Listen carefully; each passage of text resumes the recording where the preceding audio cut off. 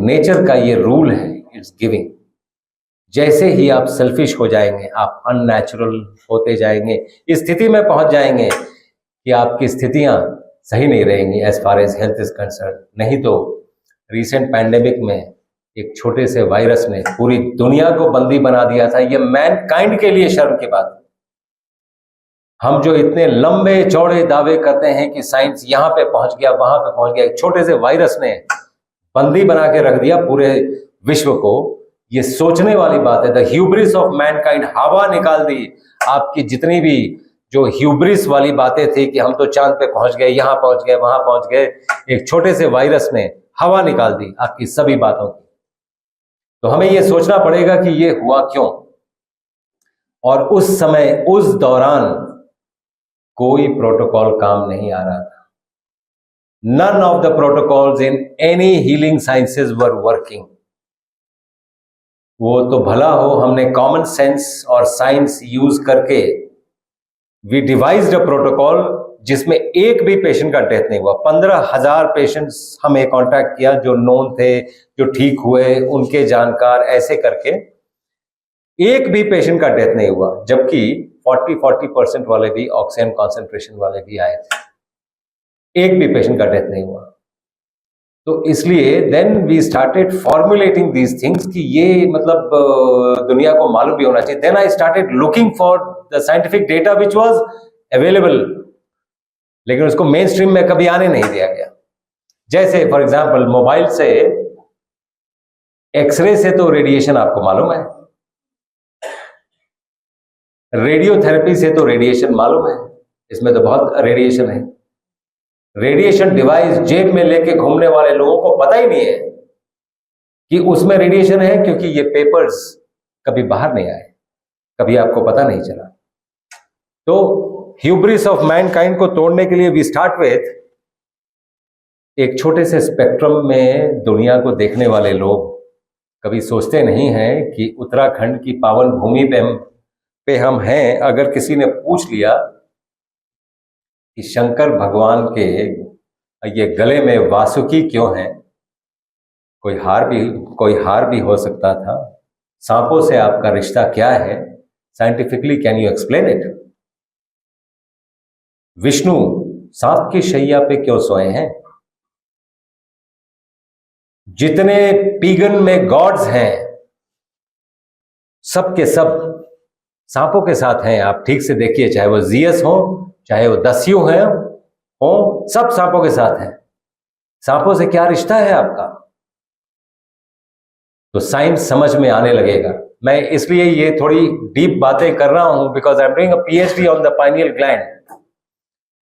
तो modern science में pineal gland के ऊपर मुझे 5-10% ही मिला। हमें स्क्रिप्चर्स ढूंढना पड़ रहा है ताकि मैं अपना पीएचडी पेपर कंप्लीट कर पाऊं। Nonetheless, coming to this pandemic, और ये बताना बहुत जरूरी है क्योंकि ये लास्ट पैंडेमिक नहीं था, इसके बाद भी आएगा। और अब पुलिस के ऊपर जो स्ट्रेस होता है वो आपको जानना भी जरूरी है कि जब नेक्स्ट टाइम आएगा तो डील कैसे करेंगे।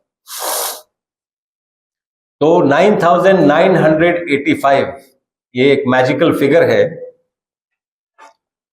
9,985 9,985 डिजीजेस हैं ओनली। पैथी कोई भी हो, डिजीजेस इतने ही हैं, तकरीबन 10,000। लेकिन बीमार होने के तरीके दो ही। पैथोजेन बीमार करता है। Pathogen is pathology generator, is called a pathogen. Pathology is a disease, physiology is normal, pathology is a disease.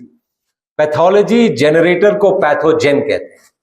Pathogen या तो बाहर से आएगा जैसे कोरोना, या अंदर का सेल पैथोजेनिक हो जाएगा जैसे कैंसर, जैसे ऑटोइम्यून डिजीज, जैसे ब्लड प्रेशर, जैसे डायबिटीज।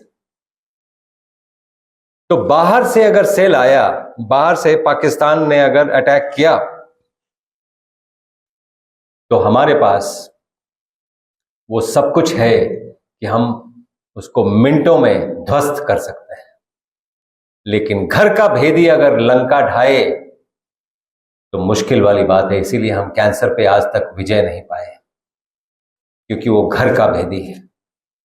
और इसलिए भी पुलिस का रोल आर्मी से बड़ा हो जाता है, बिकॉज आर्मी नॉर्मली बाहर के लोगों को रोकती है, which is not very difficult. घर के भेदी को पकड़ना बहुत मुश्किल है और बहुत बहुत ज्यादा परिश्रम, ये लगता है बहुत कुछ यूज करना पड़ता है, क्योंकि कैंसर्स में हम रोज यूज करते हैं, इसलिए हम जानते हैं। तो डिफेंस मैकेनिज्म चाहे यथा पिंडे तथा ब्रह्मांडे, जैसा आपके शरीर में है वैसा ही बाहर है, तो ऐसे ही होता है। तो आपका पैथोजन अगर बाहर से आया तो बॉडी रिएक्ट करेगी। पहला रिएक्शन क्या होगा? Body will raise the temperature to kill the virus. पूरी दुनिया ने क्या किया? टेम्परेचर कम कर दिया। मैं आपसे पूछना चाहता हूं, क्या ये लॉजिकल है? टेम्परेचर से मौत होगी क्या? टेम्परेचर से डिहाइड्रेशन होगा, थोड़ी डिस्कंफर्ट होगी, डिहाइड्रेशन होगा। आप हाइड्रेट करिए, हमने यही किया। 6 से 7 घंटे में अगर कोई कोमॉर्बिडिटी नहीं है तो 6 से 7 घंटे में टेम्परेचर नॉर्मल आ जाता है। 6 से 7 घंटे इंतजार करिए, पानी पीजिए, पानी पी के अगर वॉमिटिंग होता है फिर पानी पीजिए, क्योंकि आप डिहाइड्रेटेड होंगे और कई चीजें बिगड़ने लगेंगी। मैक्सिमम 24 आवर्स में फीवर चला जाता है। पैथोजन कोई भी हो, चाहे वो दिस वायरस, दैट वायरस और एनी बैक्टीरिया और anything, within 24 hours the temperature will be normal even with comorbidities। अगर comorbidities जब मैं बोलता हूं, I mean diabetes, blood pressure, renal failure, previous history of cancer, all these are comorbidities। comorbidities अगर नहीं है तो 6 से 8 घंटे में फीवर नॉर्मल हो जाएगा। फीवर को आग लगाने की चीजें न दे, और ये चीजें जानवरों से सीखनी जरूरी है। द ह्यूब्रिस ऑफ मैनकाइंड, वो तो समझ में आ ही गया। जानवर बीमार पड़ता है तो क्या करता है? सबसे पहले खाना छोड़ता है। और हम, यार फीवर हो गया, क्या खाएं क्या ना खाएं? हम बेसिक से कटे हुए लोग हैं, हम बेसिक से निकल गए। और आपको आश्चर्य होगा कि जितने लोगों का डेथ हुआ, with due respect and regards to the people who died, virus से एक का भी डेथ नहीं हुआ। All were killed by their own immune system. The immune system went berserk, which means immune system एक ट्रक है, उसके ड्राइवर आपने इंस्टॉल ही नहीं किए हैं तो वो तो भीड़ पे वैसे चला जाएगा और मार देगा। उसके ड्राइवर्स हैं दया, माया, ममता, करुणा, आपकी जिंदगी में नहीं है तो इम्यून सिस्टम काम नहीं करेगा। We have seen mankind, हम बोलते हैं we have become man cruel, we have not become mankind। हमें अपने आप में क्वेश्चन पूछना पड़ेगा, have we become mankind? We need to ask this question। तो first day is a day of fasting, only water, by 6 to 8 hours, 12 hours, maximum 24 hours temperature will come back to normal, no need of any medication। If you are lowering temperature, you are doing harm to the defense mechanism of the body। Next day जब सारा का सारा temperature जब कम हो गया, which means the body is trying to tell you कि external enemy खत्म।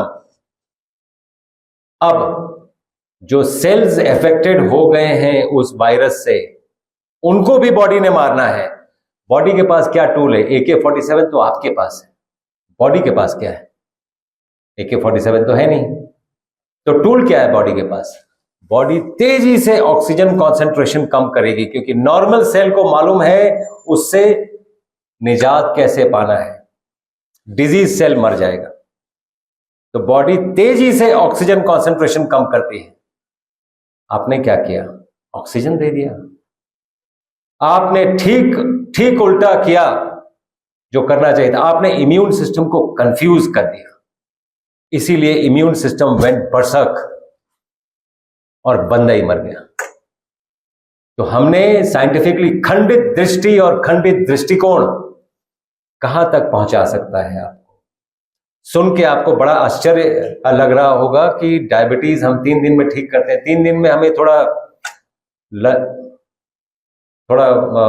वो लगता है, बोलने में थोड़ी शर्म आती है कि 3 दिन, 1 दिन में ठीक होता है। 3 दिन तो हम इसलिए बोलते हैं कि आपको अविश्वास हो जाए कि नहीं 3 दिन में हो सकता है, क्योंकि हम जब 1 दिन बोलते हैं तो बड़े बड़े एंडोक्राइनोलॉजिस्ट बहुत जोर जोर से हंसने लगते हैं। प्रत्यक्ष को प्रमाण की जरूरत नहीं पड़ती है। तो मैं चाहूंगा कि अगर ऐसा है, आप एक पेशेंट ही लेके आ जाए ना, उनको हम करते हैं ना, आपको दिखाते हैं ना कि 1 दिन में ब्लड शुगर नॉर्मल भी कैसे होता है। दवा, चाहे वो 16 साल से इंजेक्शन इंसुलिन ले रहे हैं, कुछ साइंटिफिक अंडरस्टैंडिंग्स भी होती हैं। Anyway, to start with the biggest equation known to mankind, E is equal to mc square. इससे बड़ा अभी तक कोई इक्वेशन आया नहीं है। स्ट्रिंग थ्योरी का इक्वेशन आएगा तो मान लिया जाएगा कि हाँ, इसके बाद भी कोई इक्वेशन है। E is equal to mc square. सबने सुना है? कोई है जिसने नहीं सुना है?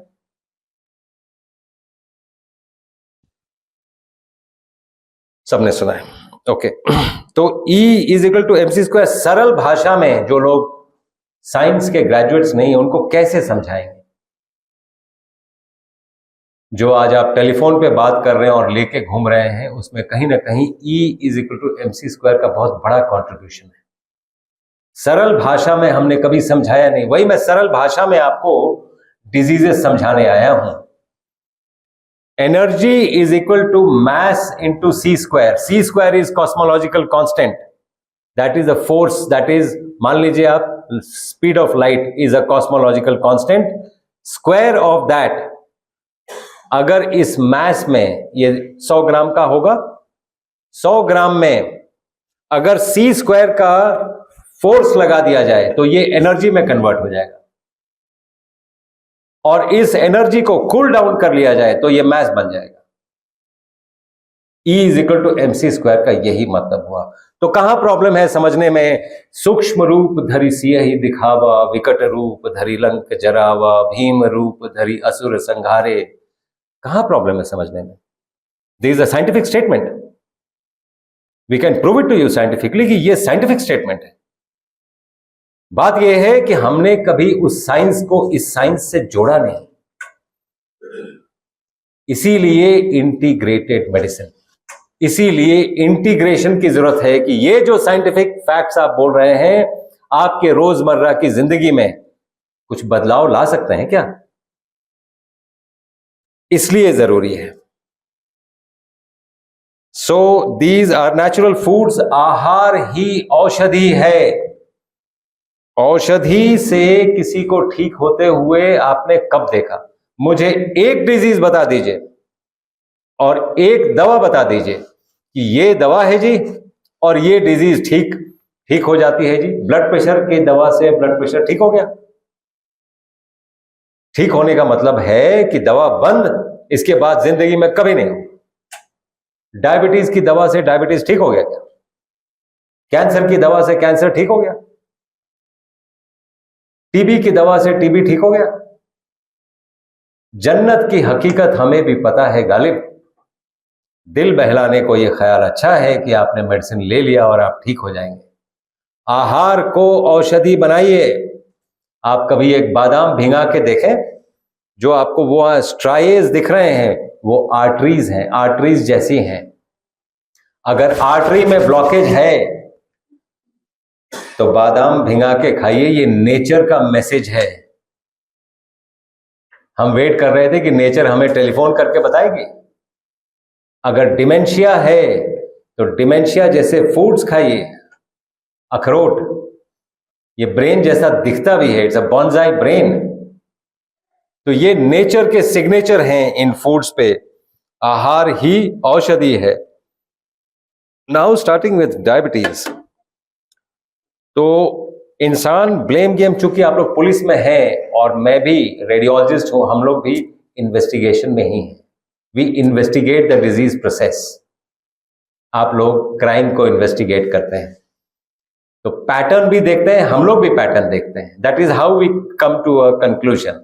एनीवे, तो आप देखेंगे डायबिटीज और ब्लड प्रेशर। डायबिटीज, जैसे ही मैं डायबिटीज बोलता हूं, पेशेंट्स इमीडिएटली अपने पेरेंट्स को ब्लेम करना शुरू करते हैं। मैं तो फैमिली में है जी, मैं तो एक अनिरीह प्राणी ऐसे जा रहा था, इस खानदान में पैदा हो गया, मेरा तो कोई दोष ही नहीं है, इस खानदान का दोष है। Be grateful to your parents यार, be grateful to your parents, don't blame them, don't blame them. Diabetes is a result of insult of food. आपने फूड को बहुत इंसल्ट किया है बॉडी के साथ। मेरे कहने का मतलब है, फूड जो आप फूड बोलते हैं, it's an insult to the body. सुबह से हम शुरू हो जाते हैं, आंख हमारी खुलती नहीं है, चाय, रस्क, आज ब्रेकफास्ट में क्या बना है, आज लंच के लिए वहां जाना था, डिनर में उन लोगों ने बुलाया है, हमारी पूरी जिंदगी बीत जाती है। इस बीच हम कुछ काम भी कर लेते, लेकिन ये 3 चीजें फिक्स्ड। अभी लाल किले की प्राचीर से प्रधानमंत्री पिछली बार बोल रहे थे कि गुलामी की हर वो बंधन काटनी है, गुलामी की मानसिकता से बाहर निकलना है, तो सबसे पहले 75 इयर्स पहले बाहर क्या निकलना चाहिए था? ब्रेकफास्ट, लंच और डिनर। ये ब्रिटिशर्स के साथ वापस चले जाना चाहिए था और हमें भारतीयता पे वापस आना चाहिए था। 2 जून भोजन, आप सिर्फ 2 जून भोजन पे आ जाइए। 95% आपके जो भी प्रॉब्लम्स हैं, कॉन्स्टिपेशन से लेके, थकान से लेके, लेजीनेस से लेके, डायबिटीज से लेके, ब्लड प्रेशर से लेके, मेजर डिजीजेस अभी तक हुई नहीं है, because diabetes and blood pressure highways है, इसी के ऊपर डिजीजेस ट्रैवल करती हैं टू गेट इफेक्टेड। और डायबिटीज को समग्र रूप से ठीक करना जरूरी है, नहीं तो आपने अगर दवाइयों पे कंट्रोल किया तो आपको वो डॉक्टर को पूछना जरूरी है कि सर मेरा तो शुगर 400 था, आपने कोई जादू वाला टैबलेट दे दिया, उससे 100 हो गया, तो मुझे सिर्फ इतना बता दें कि बाकी 300 गए कहां। ये पूछना जरूरी है। ब्लड में शुगर नॉर्मल 100 आ रहा है, 400 था पहले, तो बाकी 300 कहां गए? वो कहीं नहीं गए हैं, वो आपकी बॉडी में है। उसको ब्लड में से निकाल के आपके लीवर में डाल दिया गया। लीवर फेल करेगा 10 साल में। जैसे डॉक्टर सर बता रहे थे कि लीवर का फैटी होना नॉर्मल है। मेरा संडे को एक प्रोग्राम है ऑनलाइन, डॉक्टर अवधेश पांडे, मैं चाहूंगा आप ये चैनल सब्सक्राइब भी करें, क्योंकि हम जो इंफॉर्मेशन देते हैं आपको कहीं और मिलेगा नहीं। इसलिए जो लाइव प्रोग्राम्स हमारे आते हैं उसको जरूर आप देखें। बहुत सा आपकी फैमिली में ये प्रॉब्लम्स चल रहे हैं, क्योंकि हम लोग बेसिक चीजें उठाते हैं। जैसे फैटी लीवर पे हम संडे को कर रहे हैं खेती विरासत मिशन में, और जानबूझ के हमने खेती विरासत मिशन को चुना है। उसके प्लेटफॉर्म पे आके फैटी लीवर की बात कर रहे हैं, ताकि किसानों को भी पता चले कि करना क्या है अगर ठीक रखने के लिए। तो ये शुगर को आपके उससे निकाल के लीवर में डाल दिया गया है, जिससे फैटी लीवर हो गया है। अगर वहां से वहां नहीं है तो आपके ब्लड वेसल्स में आ जाएगा। अगर आपने ब्लड शुगर को सिर्फ दवा से कंट्रोल किया तो याद रखिए, you have to be lucky not to die of a heart attack, क्योंकि कैंसर तो होगा ही। जब तक ये बात आपको इंजेक्शन के तौर पे नहीं समझ में आएगी, तब तक आपको लगेगा कि मेरा तो ब्लड शुगर नॉर्मल है, जिंदगी तो ठीक ही चल रही है। एक दिन जिंदगी खराब हो जाती है और वहां से वापस रिट्रेस करना मुश्किल होता है। नामुमकिन नहीं बोलूंगा मैं, क्योंकि कोई ऐसी डिजीज नहीं है जिसको क्योर नहीं किया जा सकता। हम ना कर पाए वो बात दूसरी है, लेकिन कोई ऐसी डिजीज है नहीं जो क्योरेबल नहीं है। We have to find ways and means of how we can do it. और ये कॉन्फिडेंस तब आया जब हमने 24 कैंसर के पेशेंट्स का कैंसर खत्म हो गया, उनकी बॉडी से cancer is over, there is no, सिर्फ कैंसर वहां का ही नहीं, पूरी बॉडी में फैल चुका था, वहां से निकल चुका। तो उसके हमने कई तरीके निकाले हैं और उस पर मेरा पीएचडी भी है। इनफैक्ट वही वाला प्रोसेस देख के भारतीय यूनिवर्सिटी ने पीएचडी ऑफर किया कि आप इस पे पीएचडी कर लें, because this is going to be the next step of cure for the people. Nonetheless, तो टाइप 2 डायबिटीज हम बेसिकली इसको डिजीज ही नहीं मानते, बहुत छोटी डिजीज है ये, बहुत छोटी, इसको डिजीज ही नहीं मानते हैं, ये तो बहुत जल्दी ठीक होगी। तो डायबिटीज क्यों हुआ? क्योंकि आपको खाने का तरीका ही नहीं पता है। अन्न ब्रह्म है, कितने लोग सोचते हैं ऐसा। जिस खाने में किसी की आह लगी है वो ब्लड शुगर फायर करेगी आपकी। जिस खाने में आग लग गई है उसमें आग लग गई है। Inflammation is the basis of all diseases. आप अगर टाइप करेंगे गूगल में, देखेंगे कि दुनिया में जितनी डिजीजेज हैं सभी का एक क्या कॉमन फैक्टर है? क्या highest common factor of all diseases existing in this world कोई है क्या? यस, आप आएंगे कंक्लूजन पे, क्रोनिक इन्फ्लेमेशन। इन्फ्लेमेशन का मतलब क्या है? इनफ्लेम्स। So where is the flame coming from? The flame is coming from the flames of food. You are cooking your food. So why are you surprised if you are inflamed? Because you are using inflamed food. दुनिया में 8.7 million species हैं। एक और species बता दीजिए जो अपना खाना पका के खाता हो, दिखाइए मुझे। लास्ट टाइम आपने हिरन को पालक पनीर बनाते हुए देखा ही होगा जंगल में। उसको डायबिटीज भी नहीं होता है, उसको ब्लड प्रेशर भी नहीं होता है, उसको कैंसर भी नहीं होता है। तो we need to understand, yes, taste is a factor. जो पांच इंद्रियां हैं हमारी, 10 इंद्रियां, 5 ज्ञानेंद्रियां और 5 कर्मेंद्रियां, उस 5 ज्ञानेंद्रियों में हम जितना भी जानते हैं इस 10 इंद्रियों से जानते हैं। आई एम श्योर वो आपको पता ही होगा। The sense of sight, the sense of hearing, the sense of taste, the sense of smell and the sense of touch, ये 5 हमारी ज्ञानेंद्रियां हैं। एंड 5 कर्मेंद्रियां हैं, हाथ, पैर, गुदा, मुंह और गुदा और जनेंद्रिय, that is the sexual organ that you have. ये 5 कर्मेंद्रियां हैं।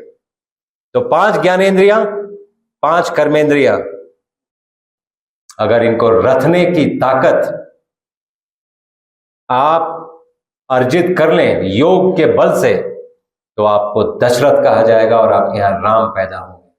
इसलिए इन 10 इंद्रियों को रखने की जरूरत है।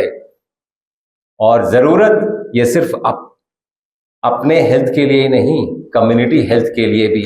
हम क्या एग्जाम्पल दे रहे हैं लोगों को? What are we trying to say? That I am diseased, so my son will feel that disease is a common factor. सब हो ही जाते हैं, अभी एंजॉय कर लो यार, लाइफ इज टू शॉर्ट। ये सभी चीजें हमें बताई गई हैं, जबकि हमारी अपनी जो सोच है, अपने जो स्क्रिप्चर्स हैं, बिल्कुल डिफरेंट कहते हैं। इसीलिए बीच में ये चीज आपको बताना इसलिए जरूरी था कि it is not only science, this is such a science कि हमें ये मालूम होना बहुत जरूरी है कि क्या है। So coming back to type 2 diabetes. Type 2 diabetes एक दिन में ठीक होता है। आप क्या करें, जैसे ही आप खाएंगे, ये बॉडी का तरीका है, ब्लड में शुगर बढ़ाएगी। अगर आपका फूड नेचुरल है, आग दिखाया हुआ नहीं है, तो वो कॉम्प्लेक्स शुगर है, उसको सिंपल शुगर बनने में टाइम लगेगा। लेकिन जब आप कुक्ड फूड खाएंगे, इमीडिएटली ब्लड में शुगर लेवल बढ़ जाएगा। So it has to be a combination of 50% raw food and 50% cooked food. आप सिर्फ इतना ही कर लें कि जितनी भूख है, 2 जून भोजन पे आ जाए, जितनी भूख है उससे 75 to 80% खाएं, थोड़ा सा गैप रखें। और जितना फूड खा रहे हैं 50% of that food should be raw food, 50% can be cooked food. अगर आप इतना ही कर लेते हैं, आपका ब्लड शुगर एक या मैक्सिमम आपको कमजोरी लगने लगेगी। कमजोरी का मतलब है ब्लड शुगर की मेडिकेशन बंद करिए। Your blood sugar has come back to normal. अगर आप मेडिसिन खाते रहेंगे तो हाइपोग्लाइसीमिया में चले जाएंगे। इसलिए डॉक्टर्स बोलते हैं जब आप मेडिसिन खाते हैं कि हर 2 घंटे पे कुछ खाते रहिए। उनको डर होता है कि कहीं आपका शुगर फॉल ना कर जाए because of this medication. Body कभी फॉल नहीं करवाती है, बॉडी वॉन्ट्स टू लिव। हमें बॉडी, ये शरीर ब्रह्म है, ये कभी आपको मरने नहीं देगा जब तक आप ना चाहें कि नहीं अब तो मुझे मरना ही है। आप देखिए, मैं झारखंड से पढ़ा हूं, MBBS मैंने झारखंड से किया है, जमशेदपुर से। हमने 100 इंटर्नशिप में 100 सांप के काटे हुए देखे होंगे, आपने भी देखे होंगे। 97 मर जाते हैं उसमें। 97 में एक आदमी जहर से मरता है, बाकी 96 इस डर से मरते हैं कि सांप ने काट लिया। ये डर आपको जीने नहीं देगा। कैपेसिटेंस ऑफ द वेसल्स को डायलेट कर देता है, ब्लड प्रेशर फॉल कर जाता है, आप जी ही नहीं सकते हैं, मरना ही पड़ेगा आपको। इसीलिए रॉन्ग न्यूज फैलाना, डराना, एक तरह से you are doing a crime against that person. अगर आप उसको डरा रहे हैं तो आप उसको डिजीज पैदा कर रहे हैं उसको, क्योंकि जैसे ही आप डर जाएंगे, the first thing that happens is the immune system is shut down and immune system is the God sitting inside you. आपकी पूजा पद्धति जो भी हो, आपने कभी मंदिर में ब्रह्मा विष्णु महेश को तो देखा ही होगा। उत्तराखंड में तो बड़े मंदिर हैं, वहां पर शिव भगवान दिखते भी होंगे। मस्जिदों में लोगों ने अल्लाह को भी देखा होगा, चर्च में गॉड को भी देखा होगा, और गुरुद्वारे में वाहेगुरु को भी देखा होगा। आप बाहर कहां ढूंढ रहे हैं? ये सभी आपके अंदर बैठे हैं, अंदर विराजमान है। इसलिए ये जो शरीर है ये कभी आपको मरने नहीं देगा। जो इम्यून सिस्टम की बातें होती हैं, इम्यून सिस्टम का ही नाम आपकी पूजा पद्धति का नाम है। वही अल्लाह है, वही ब्रह्मा विष्णु महेश है, वही गॉड है, वही वाहेगुरु है, और वही आपको ये सभी विपदाओं से बचाएगा। और सिर्फ शारीरिक नहीं, दैहिक, दैविक, आध्यात्मिक, इन तीनों पहलुओं को खंगालना पड़ेगा। हम कैंसर कैसे हटाते हैं? शारीरिक रूप से तो सर्जन भी कैंसर हटाता है। सर्जन ने बोला कि हमने तो सर्जरी करके निकाल दिया जी, लेकिन देखा कि थोड़े दिन बाद हड्डियों में से निकल गया। Which means the source of cancer is not the body, it is the metaphysical. तो ये जो बॉडी है ये अन्नमय कोश है, इसको चलाता है आपका प्राण, प्राणमय कोश चलाता है, प्राण को चलाता है मनोमय कोश। और जब ये तीनों एक ही लाइन में होते हैं तो आपका विज्ञानमय कोश और आनंदमय कोश सही तरीके से चलता है। तो ये जो अन्नमय कोश है, अगर मैं आपसे जलता हूं, आपका तो शायद मैं कुछ ना बिगाड़ पाऊं, लेकिन अपना जरूर बिगाड़ लूंगा। मेरा मनोमय कोश खराब हो गया and the disease has started from there. आपके ऑरा में डिजीज प्रोसेस आ गया है। इसको फिजिकल लेवल पे मैनिफेस्ट करने में ज्यादा टाइम नहीं लगेगा, और सिर्फ फिजिकल लेवल से डिजीज को निकालेंगे तो कभी क्योर नहीं कर पाएंगे। इसीलिए इंटीग्रेटेड मेडिसिन में हम किसी भी डिजीज को दैहिक, दैविक, आध्यात्मिक एंगल से भी देखते हैं। डायबिटीज वैसे ज्यादातर दैहिक ये डिजीज है, इसीलिए हम इसको डिजीज ही नहीं मानते। बहुत सिंपल डिजीज है, बहुत सिंपली ठीक होती है। टाइप 2 डायबिटीज, टाइप 1 फिर भी it's an auto immune disease, फिर भी टाइम लगता है उसमें, लेकिन टाइप 1 भी ठीक होती है। कई लोगों को लगता है, या मॉडर्न मेडिसिन को तो लगता है कि ये डिजीज क्योरेबल नहीं है। ये बहुत अच्छे से क्योरेबल है, बहुत ठीक से क्योरेबल है, और फिर कभी भी नहीं होंगी इस टाइप की क्योरेबल है। सो टाइप 2 डायबिटीज, मैं आशा करता हूं आप समझ गए होंगे कि ये कैसे क्योरेबल है, आप कैसे घर में क्योर कर सकते हैं। Blood pressure, the blood needs 95% of the blood pressures that people have is called essential hypertension. ये डॉक्टर से पूछने की जरूरत है, एसेंशियल क्यों बोलते हैं भाई, या गूगल में देखने की जरूरत है एसेंशियल क्यों बोलते हैं. Is it essential that you will get blood pressure? Simple English word, इसका कोई हिडन मीनिंग भी नहीं लगता है.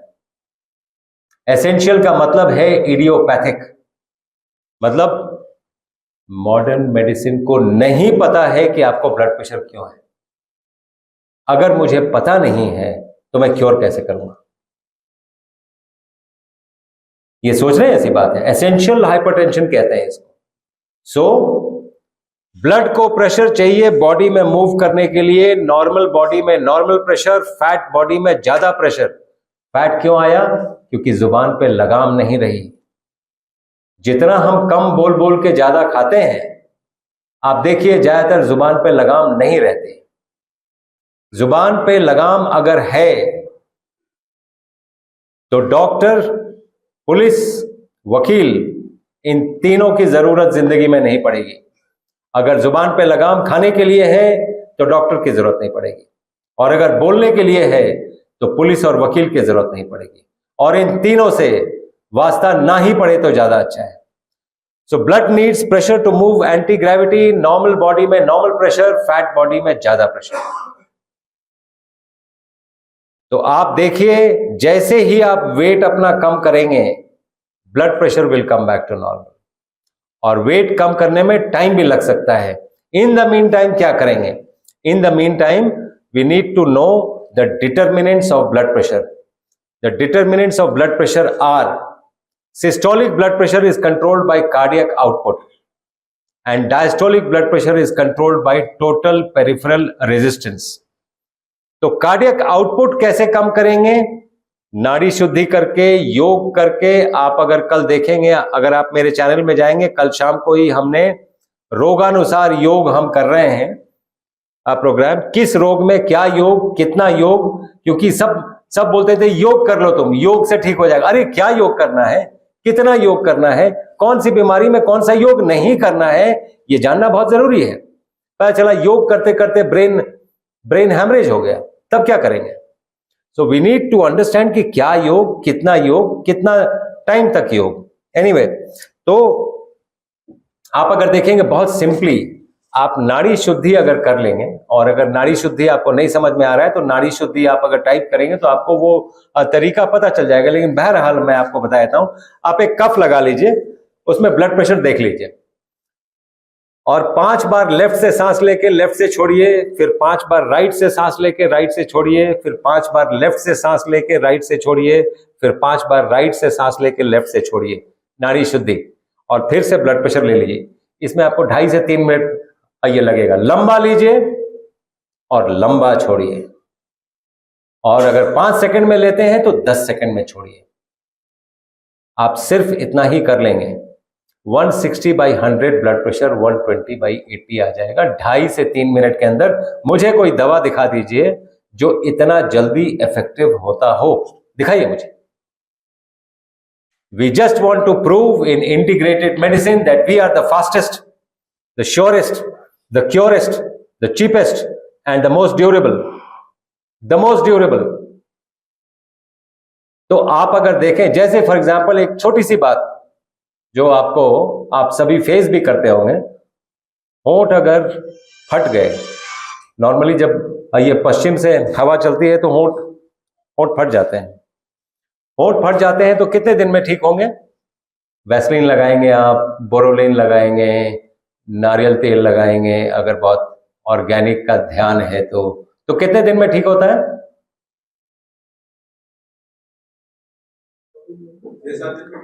3-4 दिन.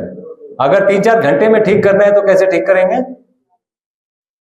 नारियल तेल नाभि में लगाए, नाभि में लगा के 5 मिनट तक उसको क्लॉकवाइज घुमा दें, 3 घंटे में आपका होंठ नॉर्मल आ जाएगा. आप अगर देखेंगे ये जो मतलब शरीर है ना, इसमें ऐसे ऐसे पॉइंट्स हैं कि आप अगर उसको प्रेस कर देते हैं तो चीजें इतनी जल्दी नॉर्मलसी में आ जाती हैं कि आप सोच नहीं सकते हैं। तो this was for blood pressure. Now heart disease, हमें heart disease is a major killer, क्योंकि जब तक ये बात आप सोचते हैं तब तक पेशेंट वर्टिकल हो जाता है। इसलिए कुछ चीजों का मालूमात होना बहुत जरूरी है। फॉर एग्जाम्पल, अगर चेस्ट पेन हुआ, आपको पुलिस के फर्स्ट एड में ट्रेनिंग भी दिया जाता होगा कि फर्स्ट एड में क्या करेंगे। तो डॉक्टर्स भी आते हैं, पुलिस के भी डॉक्टर्स होते हैं, वो आके आपके किट में सॉर्बिट्रेट भर देते हैं कि जब चेस्ट पेन होगा तो ये वाला टैबलेट जीभ के नीचे रख दीजिएगा। कई लोग जेब में लेके चलते भी हैं सॉर्बिट्रेट। तो सॉर्बिट्रेट क्या करता है? कंपनी क्लेम करती है कि वो मायोकार्डियल परफ्यूजन बढ़ा देता है। तो हम लोग तो रेडियोलॉजिस्ट हैं, हम तो टेस्ट भी करते हैं, तो हमने टेस्ट ही कर लिया भाई। कितना वो क्लेम कितना करते हैं? वो क्लेम करते हैं 2 ml पर क्यूबिक मिलीमीटर बढ़ा देता है। हमने टेस्ट किया, हमें तो आज तक 0.25 ml से ज्यादा कभी मिला नहीं, मैक्सिमम टाइम तो मिला ही नहीं। जो मिला वो 0.25 ml के आसपास मिला। एनीवे, अदरक आपके घर में होगा, आपने सुना भी होगा अदरक के बारे में। अदरक का एक टुकड़ा हमेशा अपनी जेब में रखें, उसको चू कर लें। 8 ml पर क्यूबिक मिलीमीटर अदरक बढ़ाता है मायोकार्डियल परफ्यूजन। तो अदरक क्यों नहीं, सॉर्बिट्रेट क्यों? नींबू वाला साबुन क्यों चाहिए आपको? नींबू क्यों नहीं? जब तक हम इस स्थिति में नहीं आएंगे तब तक कमर्शियली लोग बेचते रहेंगे और हम खरीदते रहेंगे। हमें ये बातें समझनी पड़ेगी कि नींबू युक्त साबुन क्यों चाहिए आपको, नींबू क्यों नहीं चाहिए।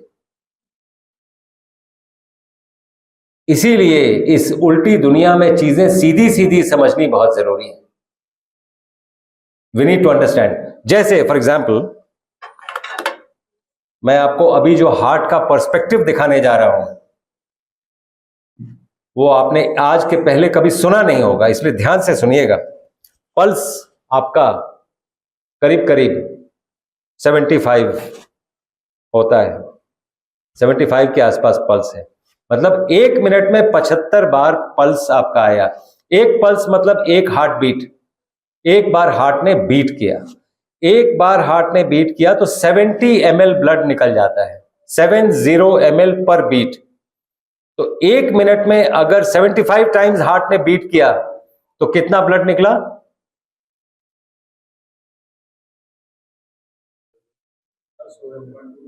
70 into 75, that comes to around 5.25 litres. तो बॉडी में कितना ब्लड होता है? इतना ही होता है ना? दैट मीन्स 1 मिनट में हार्ट के अंदर से पूरा का पूरा 5.25 लीटर ब्लड चला गया, isn't it? Which means one red blood cell that started from the heart is back in the heart in 1 minute's time. Distance कितना ट्रैवल किया? अगर सभी आर्टरीज, कैपिलरीज, वेन्यूल्स, वेन्स को एंड टू एंड जोड़ लिया जाए तो 2 लाख किलोमीटर बनता है। 2 lakh kilometre, 2 times the circumference of the earth. 1 minute के अंदर एक आरबीसी ने तय करके वापस आपके हार्ट में आ गया। आपको अगर हार्ट फिर भी सिर्फ एक पंप दिखता है तो चश्मा बदलने की जरूरत है, क्योंकि इंसान का बनाया हुआ एक पंप दिखा दीजिए जो 1 किलोमीटर पानी को फेंक के खींच ले 1 मिनट के अंदर। 1 किलोमीटर, ये 2 लाख किलोमीटर की बात हो रही है। 1 किलोमीटर पानी को फेंक के खींच ले, और मॉडर्न मेडिसिन हार्ट को सिर्फ पंप समझती है। इसीलिए हम वो बातें नहीं समझ पाते हैं जो इसके बियॉन्ड है। ये सिर्फ पंप नहीं है, ये पंप ऐसा है, आपने कोई गलत न्यूज सुना, हार्ट की बीट बढ़ जाती है। आपने नोटिस किया होगा, जब आप दौड़ते हैं हार्ट बीट बढ़ जाता है। जब आप so there are so many factors that are responsible, your exercise, your motion, the motion of the earth, the motion of the cosmos, and so many other factors which are responsible for the heartbeat apart from left anterior descending vessel, left circumflex vessel and the right coronary artery. और इस coronary artery में घुमा घुमा के जलेबी की तरह आपके दिमाग को सेंट्रीफ्यूगल लेके आते हैं, सेंट्रीपीटल दिमाग रखते नहीं हैं, जहां पर 85% of this heart does not function on mechanical functions. Mechanically जो आपको दिखता है इज जस्ट 15%. अगर आपने 85% को सुधार लिया, 15% नगण्य हो जाएगा. विच मीन्स हार्ट डिजीज को आप कनकर कर सकते हैं. We can make you heart attack proof. The only thing is आप उस स्थिति में आए वो बातें समझने के लिए और वो जीवन शैली वैसे जीने के लिए. वैसे इन शॉर्ट भारतीयता तरीका है. पूरी दुनिया की जितनी बीमारियां आप जानते हैं उसको ठीक करने के लिए. जैसे आप जिस शैली में बैठे हुए हैं, मैं रिक्वेस्ट करूंगा सभी लोग अगर अपनी रीढ़ की हड्डी सीधी कर लें और लंबा सांस लें, वो देखेंगे energy level immediately 30 to 40 seconds में आपके बॉडी का एनर्जी लेवल बढ़ जाएगा. जैसे ही आप रिक्लाइन करते हैं आप थक जाते हैं. आप वापस मेरुदंड को सीधा कर लीजिए, energy level will come back to normal. ये इतना सिंपल है. एंड ब्लड प्रेशर आप अपने घर में एक्सपेरिमेंट भी कर सकते हैं. देख सकते हैं कि ब्लड प्रेशर पहले जाया था, जैसे मैं सीधा बैठा 2 मिनट सांस लिया, ब्लड प्रेशर नॉर्मल हो गया. ये बॉडी ऐसे चलती है. ये बॉडी में कुछ भी परमानेंट नहीं है. ना हेल्थ परमानेंट है, ना डिजीज परमानेंट है. ये एक डायनेमिक बॉडी है. ये स्टैटिक नहीं है. एक बार जो हो गया, मेरे आंख में मोतियाबिंद हो गया, तो मुझे तो सर्जरी ही कराना पड़ेगा. इस स्थिति से बाहर निकलिए. मेरे फादर इसके लाइव एग्जाम्पल है. 90-year-old जेंटलमैन अभी देहरादून में मौजूद है. आप उनसे जाके मिल भी सकते हैं. मोतियाबिंद दोनों आंखों में था. अभी आपसे ज्यादा 6x6 विजन में देखते हैं, बिना कोई सर्जरी के, सूर्य त्राटक से. और ये चीजें संभव है. So do not think that any disease that you have is the end of life. There are so many things that are possible which you might not know, modern medicine might not know, or you might not be told that something like this can happen. Yes, it's possible. So here I wait and I pause for an interaction or question answers that you might have. In the meantime, अगर आपसे कुछ भूल गए होंगे, बाद में याद आए, you can note down my number and send it to my call center. I have a call center. आप उसमें कॉल भी कर सकते हैं, उसके व्हाट्सएप पे मैसेज भी भेज सकते हैं. वो सारा रिकॉर्डेड होगा and we will definitely come back to you. We'll definitely come back with an answer. 98150 9999 ये नंबर है. आप इसके व्हाट्सएप पे भी मैसेज छोड़ सकते हैं, आप इसमें कॉल भी कर सकते हैं.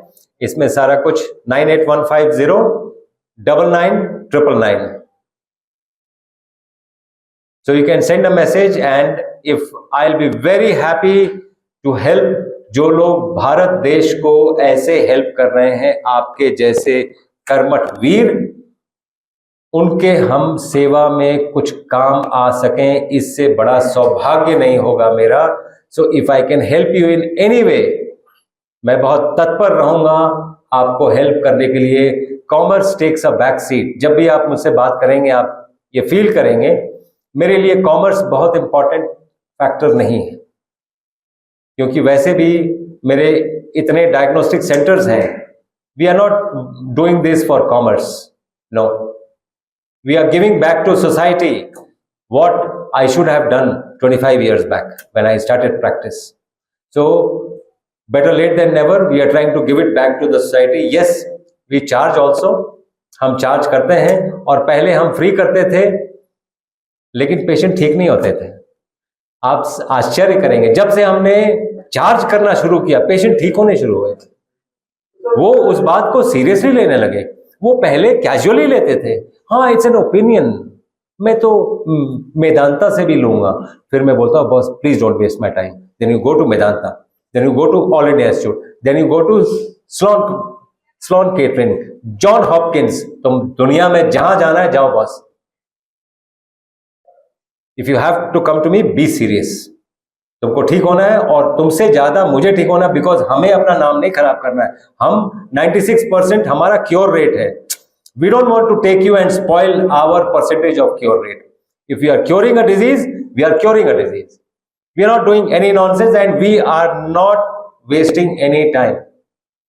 So let's be very clear on that. Yes, आप अगर कहीं फंसे हुए हैं, आपका भाई मौजूद है यहाँ. That much I can tell you, and I'll be there, standing with you, with your disease process, taking you out of it in a very, very simple manner. आपको ये लगेगा ये इतना ओवर सिंप्लीफाइड वे कैसे हो सकता है. एक्चुअली है, जीना सिंपल ही था जब तक हमने कॉम्प्लिकेट नहीं किया. हमने कॉम्प्लिकेट करके रखा हुआ है लाइफ को. जीना बहुत सिंपल है. Anyway, so I pause and I will wait if there are any and many questions that I can answer. I will. Thank you doctor साहब. ये हमारे सब लोग सवाल पूछेंगे मैं बस ये बोलना चाह रहा था कि आयुर्वेद का तो एफिशिएंसी को डाउट ही नहीं. ये है कि इसको धीरे धीरे क्लियर कर दिया गया बिजनेस. जो आयुर्वेद के नाम पे आयुर्वेद दे रहे हैं वो भी बहुत कम वाले नहीं. मुझे आयुर्वेद वालों से शिकायत है सर. आयुर्वेद वाले लगे हुए हैं ड्रग वर्सेस ड्रग. तुम्हारे पास पैरास्टामोल है तो मेरे पास सुदर्शन वट्टी है. अरे बस, आयुर्वेद 6 to 7% ड्रग्स है, 93% जीने का तरीका है. वो बताते ही नहीं है.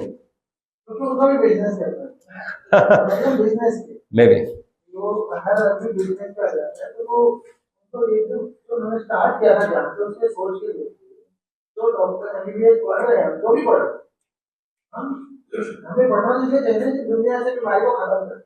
तो किसी डॉक्टर किसी अस्पताल में चले जाओ, they want more and more patients, more and more बीमारी.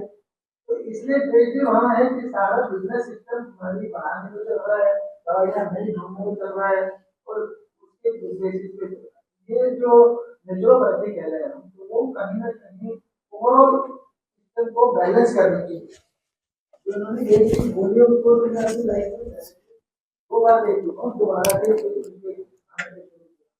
तो रॉ फूड है वो बहुत ही हेल्दी है. Raw food, salad, fruits and sprouts, ये सब मतलब कुछ भी इसमें जो इन्होंने ना ग्रेन को यूज किया, कुक नहीं किया.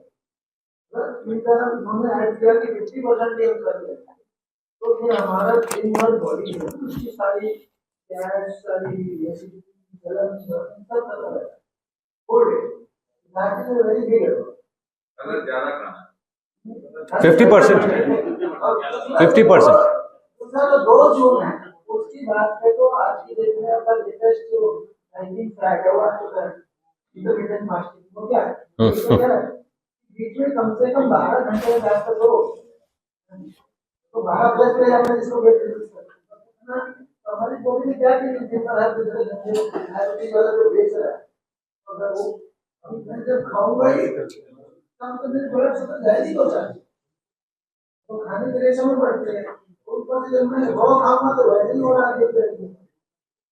तो वो ओवरऑल इनके बारे में हम है एक नजरिया होता है जिसका आप सवाल पूछ सकते हैं. ज्यादा क्या होता है खाने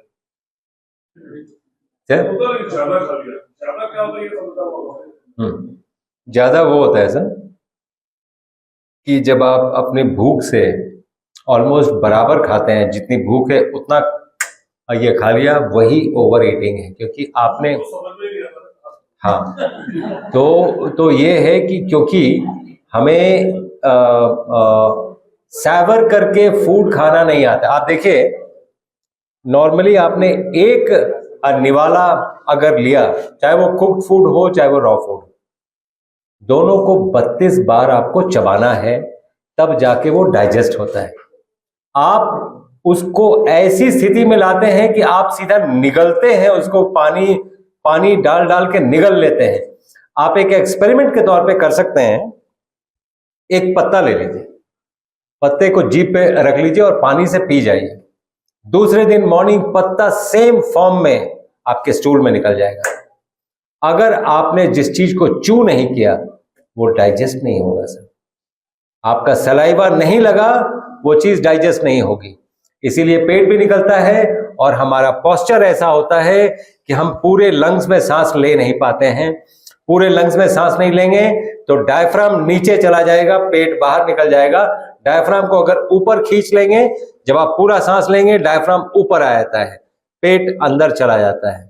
लेकिन हमारा पोस्चर भी ऐसा है, हमारा भोजन भी ऐसा है कि ये सारा कुछ हम जिस स्थिति में हैं हम एक्चुअली डिजर्व करते हैं कि हम इसी स्थिति में रहें। क्योंकि और नॉर्मली इन बातों पे बोलने वाले लोग मैं तो YouTube में भी काफी देखता हूं, कहीं कोई दिखता नहीं है। मुझे अभी तक कोई वीडियो ऐसा मिला नहीं जो बोले कि आप अपना पोस्चर सुधार लीजिए आपका जीवन सुधर जाएगा। हमने तो नहीं देखा, जबकि ये बात कितनी सच है। आप सिर्फ अपना पोस्चर सुधार लीजिए, आप पेट हमने जो ऑक्सीजन 40% कोरोना में आए थे उनका आपके पास कल को अगर फिर आते हैं तो आप क्या करेंगे? उसको 15 मिनट के अंदर 100% कैसे करेंगे बिना ऑक्सीजन के? ये आपको जानना बहुत जरूरी है। ये बॉडी में तरीके हैं ये। जैसे फॉर एग्जांपल आप पीठ के बल सोते हैं, जब आप पीठ के बल सोएंगे एक नॉस्ट्रिल खुलती है, हवा जो अंदर जा रही है नॉस्ट्रिल से जा रही है। जब आप पेट के बल आ जाते हैं दोनों नॉस्ट्रिल खुल जाती है, आप डबल हवा ले रहे हैं। और please there are so many things that we need to unlearn in life.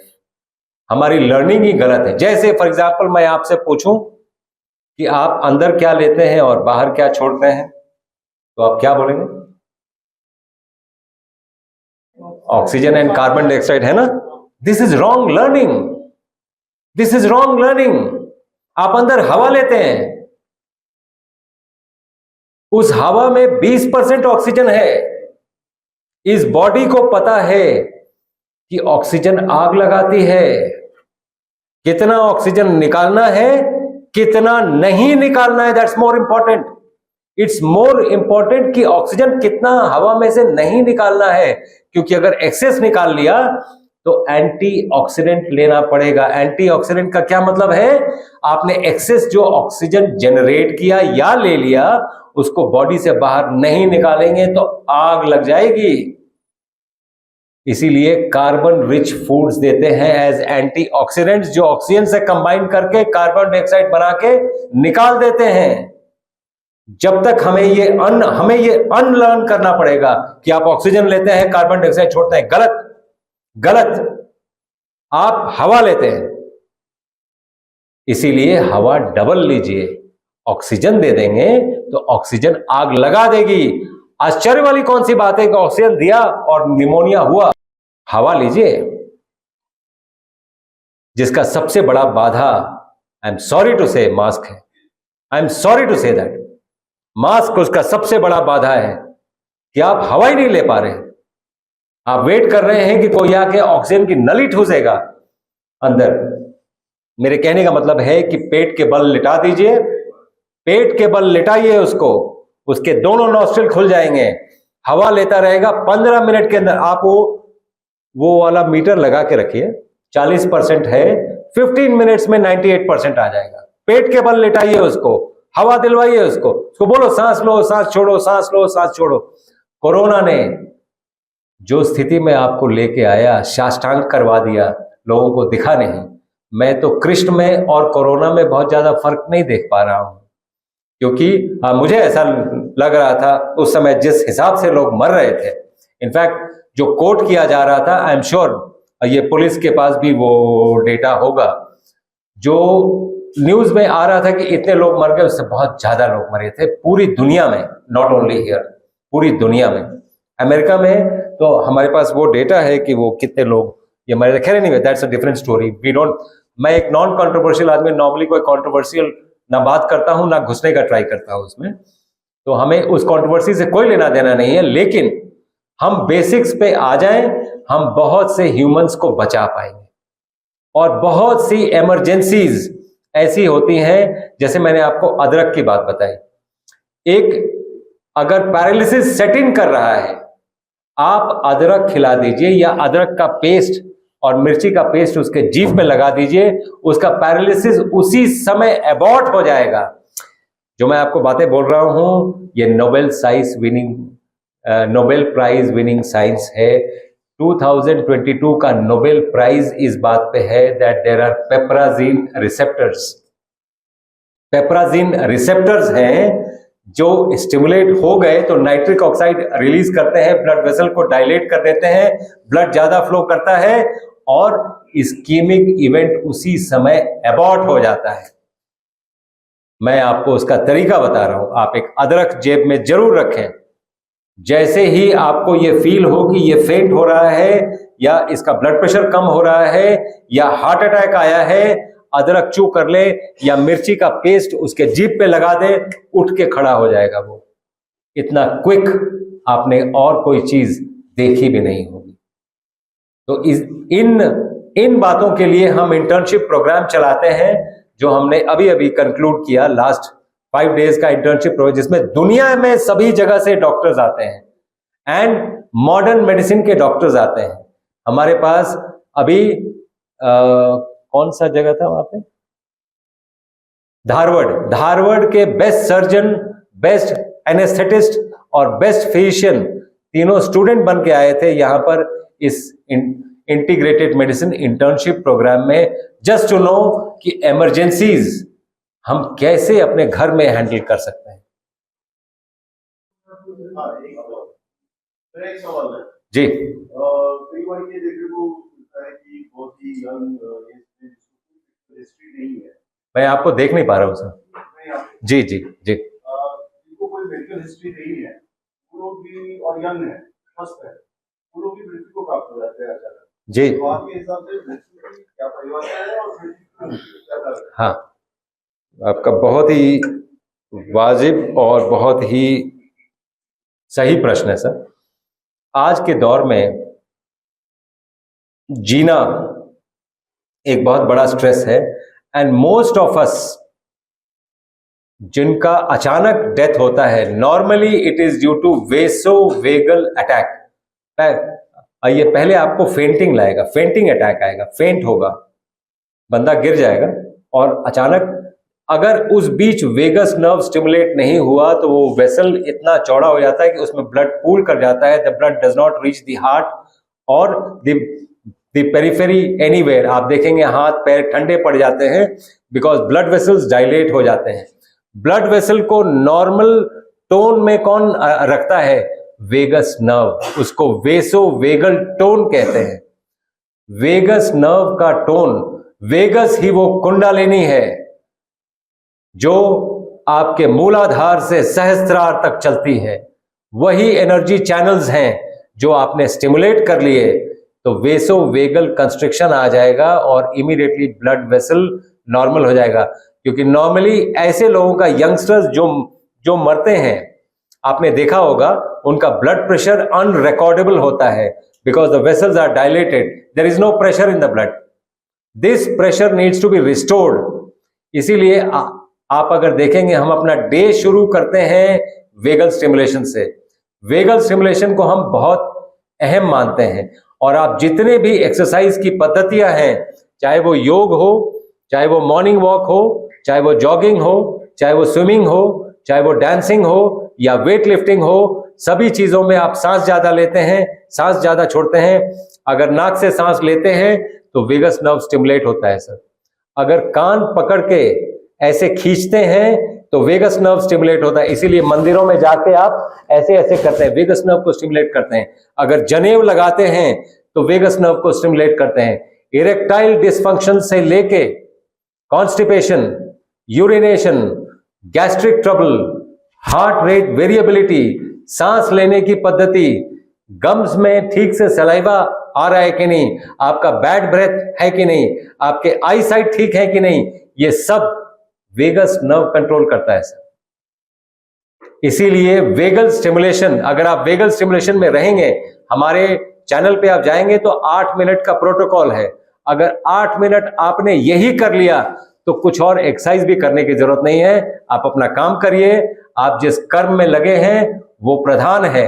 आप अगर न हो तो यहाँ पर अराजकता की स्थिति ऐसी हो कि आपका एक सिपाही चाहिए होता है, पीएचडी डॉक्टर्स जो गाड़ी लेके जा रहे हैं उसको बताने के लिए कि बॉस तुम अभी रुक जाओ, इसको जाने दो और तुम अभी ना जाओ। The driver of that car is a PhD, the person managing the traffic is hardly a matriculate. What does that mean? That means हमारा बेसिक्स ही गड़बड़ है। It does not depend upon the education level. It depends upon how you are personally, कितना vagus. ये जितने भी आपके phenomenon होते हैं कि तुम जानते नहीं हो मैं कौन हूं। दो अगर गाड़ियां लग गई तो बाहर निकल के बोलता तुम जानते नहीं हो मैं कौन हूं, विच मीन्स कहीं ना कहीं वेगल टोन कम है, बिकॉज बहुत जल्दी आप स्ट्रेस में आ जाते हैं। मेरा लॉ कॉलेज में यही था फर्स्ट क्वेश्चन कि क्रिमिनल में और नॉर्मल आदमी में साइंटिफिकली फर्क क्या है। How do you determine this is a criminal and this is a normal person. तो लोग बोलते हैं, जैसे मैं आपसे भी अगर पूछूं तो आप भी वही आंसर करेंगे जो लॉयर्स ने किया कि सर्कमस्टेंसेस बना देते हैं। तो कुछ लोग बोलेंगे संस्कार बना देते हैं। संस्कार, एक मां के दो बेटे, एक संत और एक क्रिमिनल, संभव है? मां ने संस्कार दोनों को सेम दिए हैं। We need to understand what biochemical changes go through, ताकि एक आदमी जो है क्रिमिनल बिहेवियर करने लगता है। Yes, it's possible.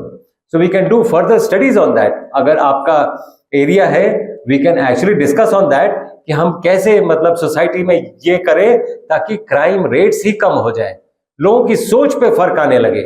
Yes, that's possible sir, and we are also looking at that. Sir, did I answer your question? Thank you sir.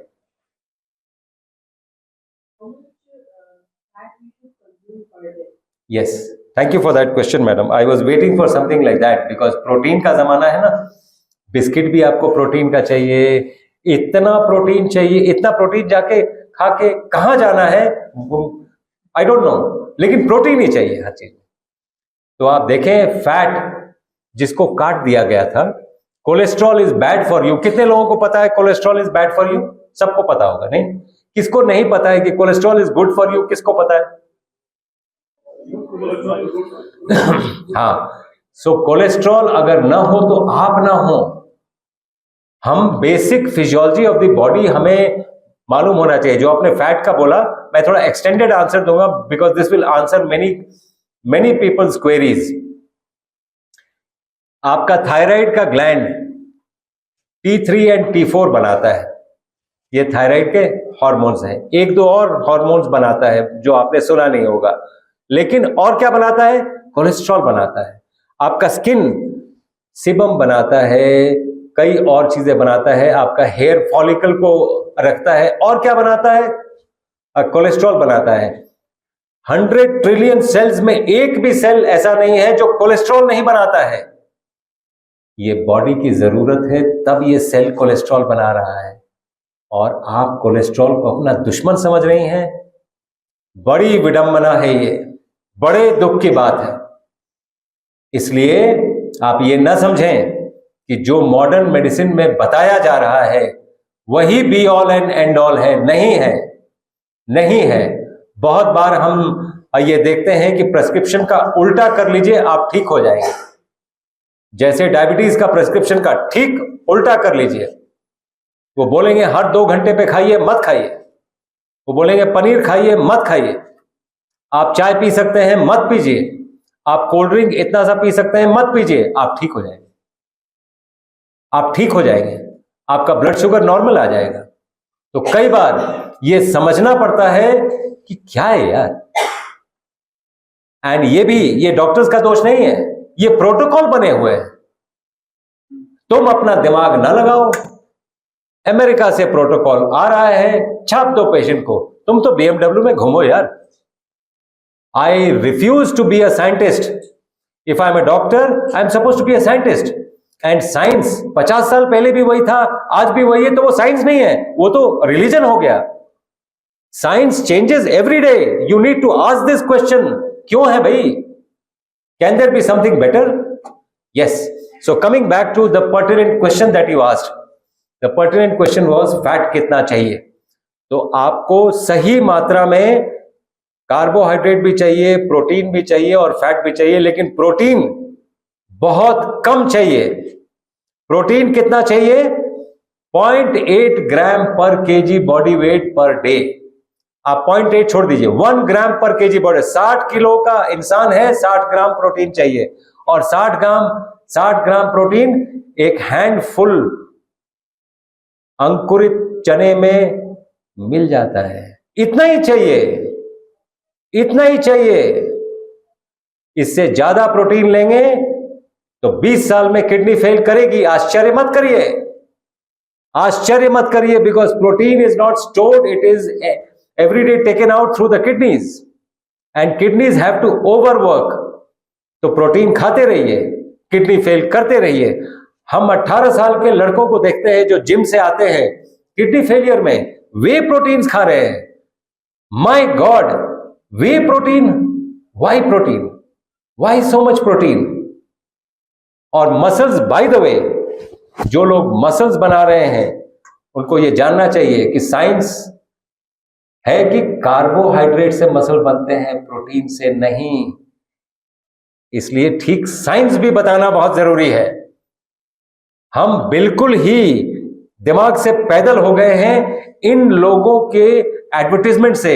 Sunday हो या मंडे, रोज खाओ अंडे. और भारत के देश में, जो कृष्ण का देश है, उसमें अगर दूध पीने का एडवर्टाइजमेंट करके आपको पिलाया जा रहा है, यकीन मान के चलिए, दूध दूध दूध दूध पियो. अगर ये प्राइम टाइम में एडवर्टाइजमेंट आ रहा है, समझ लीजिए कि एडवर्टाइजमेंट आपके फायदे के लिए नहीं, जो कर रहा है उसके फायदे के लिए है. It's not for you. और ये पब्लिक इंटरेस्ट में नहीं आ रहा है, ये उसके इंटरेस्ट में आ रहा है ताकि आप ज्यादा सामान खरीदें, अपना विवेक यूज करें. अगर विटामिन ई के क्रीम से स्किन अच्छा होता तो सबका स्किन अच्छा हो जाता है. विटामिन ई खाना पड़ेगा, और विटामिन ई का रिचेस्ट सोर्स है स्प्राउट्स. अगर पॉन्ड्स इंस्टीट्यूट एक्चुअली बॉदर्ड है आपके स्किन के लिए तो बोलेगी आप स्प्राउट्स खाओ, आपका स्किन ठीक हो जाएगा, पॉन्ड्स लगाने की जरूरत नहीं है. क्या ऐसा बोलेगी क्या? So we need to understand that all these things are selling things.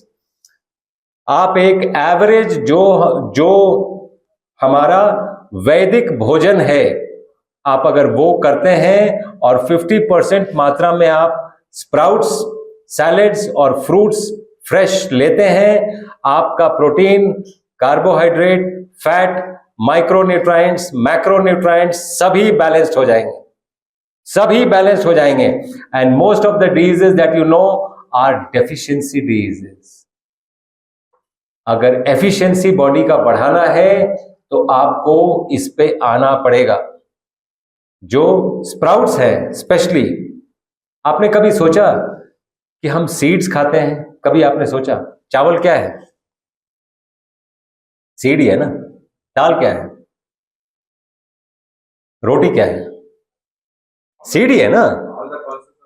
सो हम सीड्स खाते हैं because seed has the potential energy to become a tree. हमें पता है. आपने सीड को बॉईल कर लिया, मान लीजिए आपने दाल बना लिया, तो वो सीड निकाल के जमीन में गाड़ देंगे तो पेड़ उगेगा? क्यों? क्यों? It's dead food. मुझे वो साइंस जानना है, मैं ढूंढ रहा हूं. डेड फूड आपको लाइफ कहां से दे रहा है? I want to know that science. याद रखिए, लाइव फूड्स लाइफ देंगे, डेड फूड्स डेथ देंगे. और आपको ये बैलेंस बना के चलना होगा कि आप लाइफ चाहते हैं कि डेथ चाहते हैं. अगर लाइफ ज्यादा चाहते हैं तो स्प्राउट्स ज्यादा खाइए, डेथ ज्यादा चाहते हैं तो डाइंग फूड या डेड फूड ज्यादा खाइए. So the choice is yours. The choice is not mine. हाँ, तो टोटल फैट जो हम एक नॉर्मल डाइट देते हैं, इसमें 50% कुक्ड, 50% अनकुक्ड फूड है. उसमें आपको एडिशनल कुछ भी और करने की जरूरत नहीं है. लेकिन अगर फैट की कमी है जो शक्ल पे भी दिखने लगती है। We can see that the fat is being drained out. In those cases, आपको कोई भी तेल, जितने तेल आपको मिल रहे हैं सब में ओमेगा 3 होंगे, वो टेस्ट करवा देंगे, मिल जाएंगे, उसको आग दिखा दिया, खत्म हो गए। जिस भी तेल को आपने आग दिखा दिया वो पॉली अनसैचुरेटेड, वो सैचुरेटेड हो गया, वो आपको जब भी करेगा आपको ट्रांसफैट कॉज करेगा, कैंसर कॉज करेगा, ये सारा कुछ करेगा, क्योंकि आपने उसमें आग दिखा दिया। अगर वो मार्केट में होता, आप टेस्ट करते, तो उस समय आपको सारा कुछ मिल जाता, आग दिखा दिया, खत्म हो गया। इसलिए अगर तेल खाना ही है तो आप स्प्राउट्स में कोई चीज में ऊपर से डाल लीजिए और उसको खाइए, आपको कभी फैट की कमी नहीं होगी। जितने भी दीर्घायु लोग हैं, 100 ईयर से ऊपर जीते हैं, आप उनको पूछिए, वो तेल जरूर पीते होंगे, 1 चम्मच जरूर पीते होंगे, आप देख लीजिएगा। तो आप नॉर्मली अपने सैलेड के ऊपर ऑयल डाल लीजिए, कभी भी आपको कोई ऑयल की कमी नहीं होगी, प्लीज। और प्लीज वो वाला ऑयल मत डालिए, क्या बोलते हैं उसको, ऑलिव ऑयल। जितना दुनिया में बिकता है इतने ऑलिव ही नहीं है। आपको ये बात समझना पड़ेगी, ये ऑलिव ऑयल के चक्कर में हम ऐसी स्थिति में पहुंच गए हैं कि उतने ऑलिव ही नहीं है जितने ऑलिव ऑयल बिक रहे हैं। तो ये इंटरेस्टिंग बात जानने वाली है कि ये बाकी की कमियां पूरी कहां से हो रही हैं। तो आप सरसों तेल, जो हमारी भारतीय पद्धति जैसी है, आप सरसों का तेल, virgin coconut oil, would pressed, या आप अपने घर में ही कोलू रख सकते हैं, आजकल आता है वो, आप नारियल का वो लेके आए, उसमें डालें, उसी में ऑयल निकालें, वही ऑयल यूज करें, वो बहुत अच्छा है जी। पानी बॉयल लेना चाहिए या फिर सादे? हाँ, बहुत बढ़िया क्वेश्चन है sir, thank you very much for that question. आपको बहुत धन्यवाद इस क्वेश्चन के लिए, ये मेरे दिमाग से निकल गया था। आप देखिए, जो आप पानी पी रहे हैं, अभी आपके सामने जो बॉटल रखा हुआ है, बहुत मजबूरी हो तो ये पानी पीना चाहिए। अब तो प्यास से जान ही चली जाएगी, तब ये पानी आप पी सकते हैं। अदरवाइज इस पानी में कुछ इम्प्योरिटी डालें, थोड़ा सा सौंफ डाल लें, 2 लौंग डाल लें, 1 इलायची डाल लें, 1 दालचीनी डाल लें, कड़ी पत्ता डाल लें, कुछ न कुछ डालें इसमें, because this is demineralised water. आपको मिनरल वाटर बोल के बेचा जा रहा है। आरओ मतलब क्या हुआ?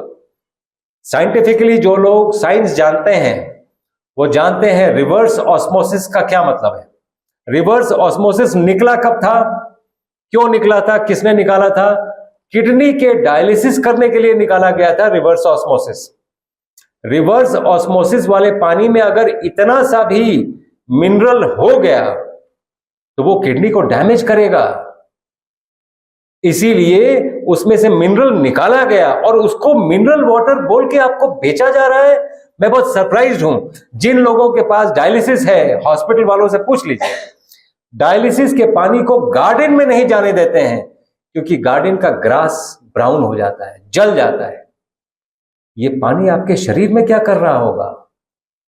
जस्ट बिकॉज ये क्लियर है, दैट डजंट मीन ये पीने लायक है। और मुझे तो लगता है कि मोस्ट ऑफ द प्रॉब्लम्स, आप अगर डेट देखेंगे, जिस डेट से ये बॉटल्ड वाटर आया है, उस डेट से बीमारियों को आप दोनों को कोरिलेट करते जाइए।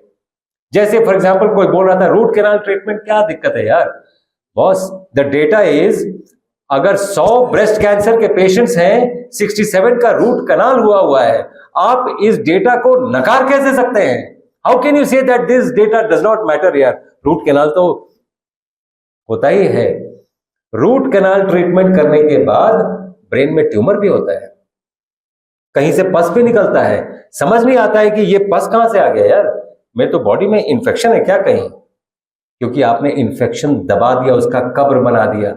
It's a very unscientific way of pursuing things. Root canal treatment क्यों? आप उसमें हल्दी भर लीजिए ना। मर्क्यूरी क्यों भरना चाहते हैं? मर्क्यूरी हैवी मेटल है, वो ट्यूमर कॉज करेगा। And just because the dentist comes in a BMW car, then that does not mean that she knows all the science in the world. She or he for that matter. मेरे कहने का मतलब ये है कि आप सभी चीजों में अपना विवेक जरूर यूज करें, because you are the end consumer. तो पानी में आप कुछ ना कुछ डाल जरूर लें पीने के पहले, इसको ऐसे ही ना पिए. नहीं, जिस खाने में किसी की आह लगी है.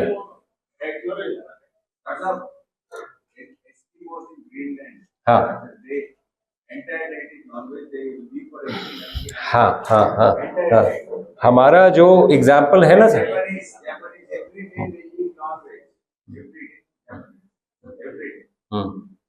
इसीलिए वो 100 साल में मर जाते हैं सर, नहीं तो वो 140 साल जीते. मेरी बात समझिए आप. You are looking at it that way, you are looking at it that way, I am looking at it the other way. The other way is 140 साल. क्यों? नेचर में कोई भी चीज,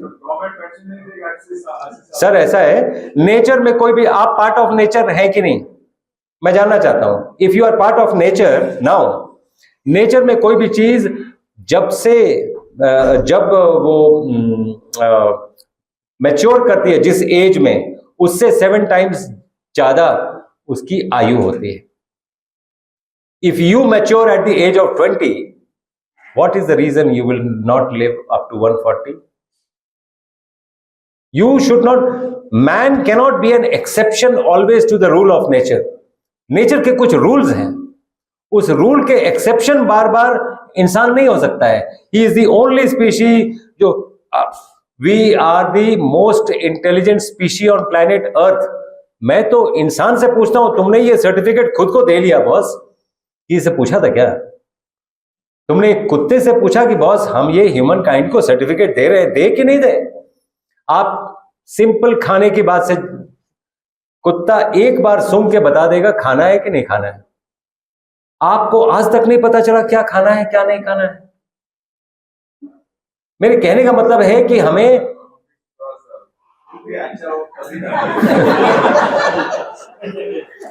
सो नॉन वेजिटेरियन फूड, मेरे कहने का मतलब ये है sir, not only non vegetarian food, दूध, दही, घी, पनीर, मांस, मछली, अंडा, मुर्गी एंड जेनेटिकली मॉडिफाइड फूड आपके प्लेट में नहीं होना चाहिए. अगर आप इन सब को हटा पाते हैं, 140 साल आपको प्रयास करना पड़ेगा नहीं जीने का, आपको प्रयास करना पड़ेगा.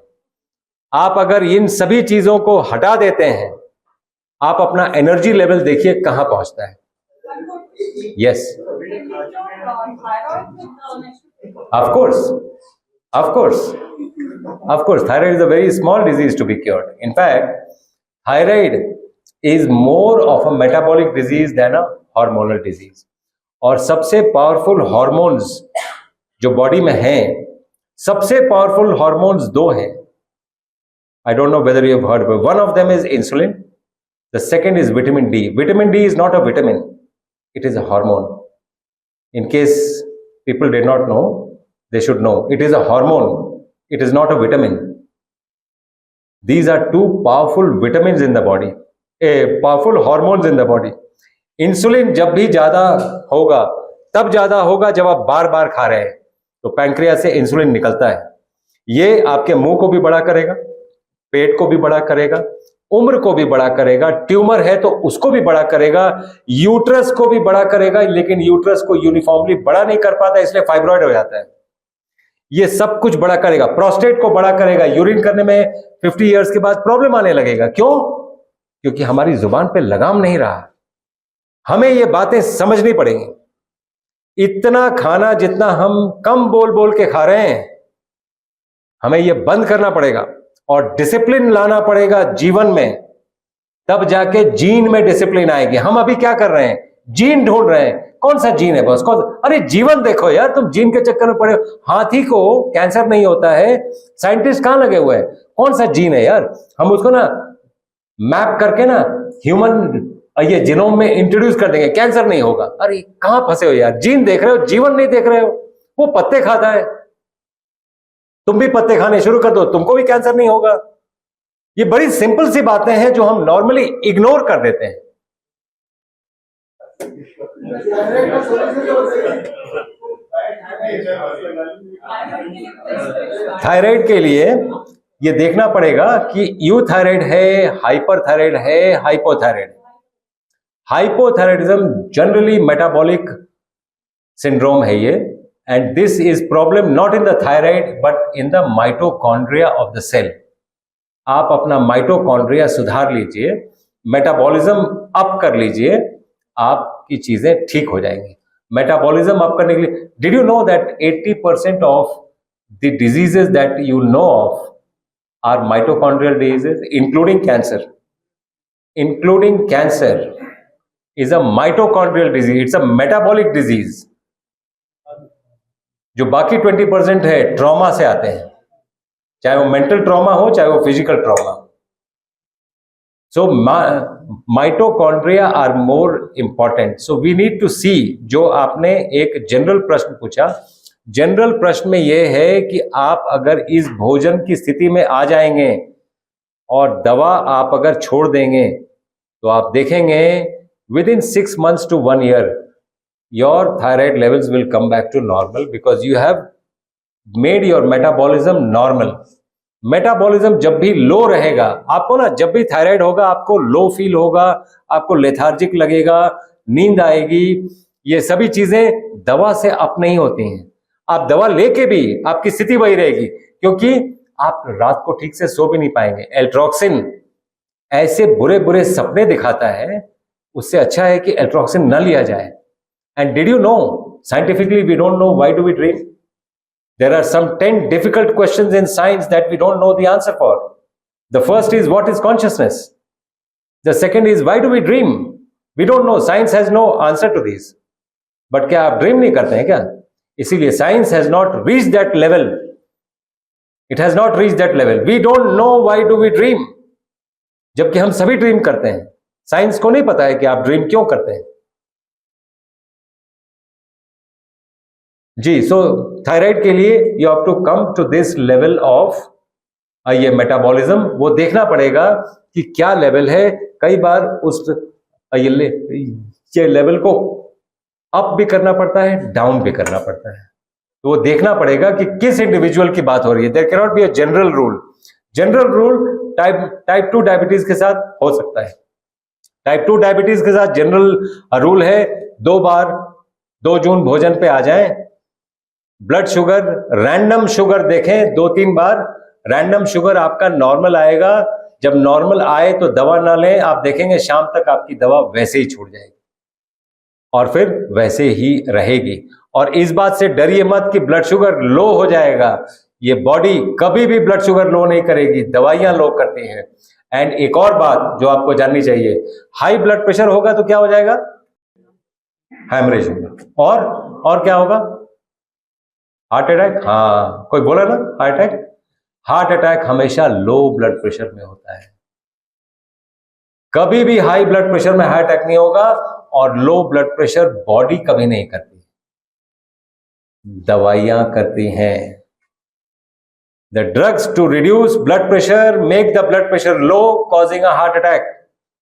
ये as a matter of fact जानना जरूरी है।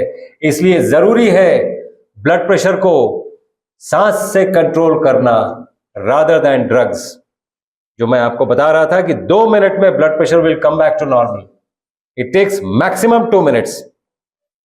इसलिए एक ड्रग फ्री लाइफ रखें, drug free life and be informed. हम लोग तो क्या करते हैं, हमारे सभी आप प्रोग्राम्स अगर देखेंगे, हमारा ये है कि we empower people to make them their own doctors. तुम अपना डॉक्टर खुद ही बन जाओ यार, और तुम ठीक रहो। और हम एक वो चला रहे हैं, आंदोलन के तौर पे चला रहे हैं। आप अगर ठीक होते हैं, आपका दायित्व है 2 लोगों को और ठीक करना। इसलिए कि मैं अकेला पूरे ये भारत को स्वस्थ नहीं कर पाऊंगा। इसीलिए, और मैं ये मानता हूं, एक भारत श्रेष्ठ भारत, स्वस्थ भारत। स्वस्थ जब तक नहीं रहेगा तब तक ना एक रहेगा ना श्रेष्ठ रहेगा। डॉक्टर टाइम नहीं मिल रहा है टाइम के बारे में बता सकते रहता है और हाँ, ये भी अपने अपने why do we sleep sleep जो हाँ स्लीप हम सोते क्यों हैं? ये बॉडी जो है इसलिए सोती है कि जो आपने दिन भर टॉक्सिन्स लिए हैं उसको डिटॉक्स करना है। दारू पीने वाले 10 घंटे सोते हैं, जो सात्विक भोजन करने वाले हैं 3 घंटे में उठ जाते हैं। क्यों? क्योंकि बॉडी को डिटॉक्स करने में इतना ही टाइम लगता है। तो ये आपके ऊपर डिपेंड करता है कि आपकी नींद कितनी होनी चाहिए। जितनी ज्यादा आप टॉक्सिन्स लेते हैं आपकी नींद ज्यादा होगी, जितना कम टॉक्सिन्स लेते हैं आपकी नींद कम होगी। हिमालय में जो रहते हैं वो टॉक्सिन्स लेते ही नहीं हैं, इसलिए वो 1-1.5 घंटे सोते हैं या फिर नहीं भी सोते हैं। So it all depends upon that. Now coming back to food, 8 घंटे का गैप। नॉर्मली डायबिटीज एक ब्लड शुगर डिजीज नहीं है। आपने अब तक ये सुना होगा कि डायबिटीज एक ब्लड शुगर डिजीज है। डायबिटीज एक ब्लड शुगर डिजीज नहीं है। Blood sugar is an effect of diabetes, not the cause of diabetes. The cause of diabetes is hyper इंसुलिनीमिया।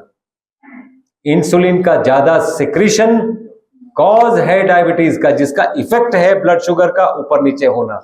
जितनी दुनिया में दवाइयां बनी हैं ब्लड शुगर को ऊपर नीचे ऐसे ऐसे करती रहती हैं और आपको इसी में उलझा के रखती हैं।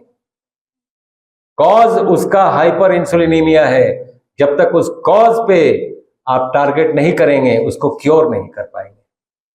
That is what exactly we are doing. तो आप जब भी इंसुलिन बॉडी में ज्यादा होगा, body takes 7.5 hours to metabolize that insulin. इसीलिए अगर 2 खाने के बीच में 8 घंटे का आप गैप दे देते हैं तो आपका ब्लड शुगर वैसे ही नॉर्मल रहेगा।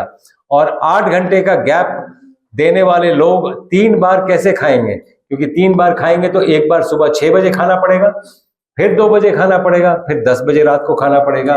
ये संभव नहीं है। इसलिए 2 जून भोजन पे आ जाइए। 9 से 10 सुबह में और 5 से 6 शाम को सूर्यास्त के पहले भोजन ग्रहण कर लें और आप देखें डिजीज फ्री रहने का सबसे अच्छा तरीका यही है। सर ऐसे कहा जाता है कि जो फूड एडल्ट्रेशन है और जो पेस्टिसाइड ज़्यादा है जैसे कैंसर और ज़्यादा डिजीज और pesticide. Yes, genetically modified food में पेस्टिसाइड ज्यादा होता है, मिलेट्स में नहीं होते, because it is not yet genetically modified.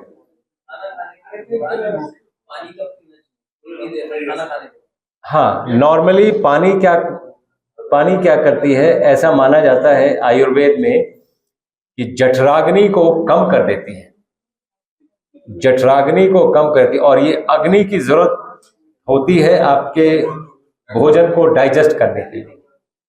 तो नॉर्मली 30 to 45 मिनट्स बाद, ऐसा आयुर्वेद कहता है कि आपको 30 to 45 मिनट्स में ही उसके बाद पानी पीना चाहिए, ऐसा आयुर्वेद कहता है। बॉडी में 71% पानी है। यस, पानी तो दिन में 5 लीटर बोल रहे हैं। हम सिर्फ ये बोल रहे हैं खाने से आधा घंटा पहले और आधे घंटे बाद पानी नहीं है। स्वेट से और पानी निकलता रहता है। योर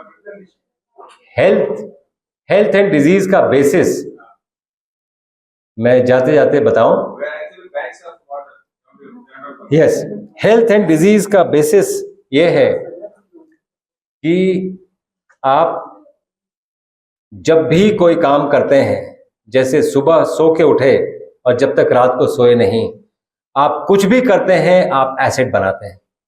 कोई थॉट भी आता है तो एसिड बनता है। नेगेटिव थॉट है तो ज्यादा एसिड बनेगा, पॉजिटिव थॉट है तो कम एसिड बनेगा, लेकिन दोनों में एसिड बनेगा। जब आप एक्सरसाइज करते हैं तो लैक्टिक एसिड बनाते हैं, जब आप खाना खाते हैं गैस्ट्रिक एसिड बनता है। दिन भर बॉडी एसिड बनाती रहती है।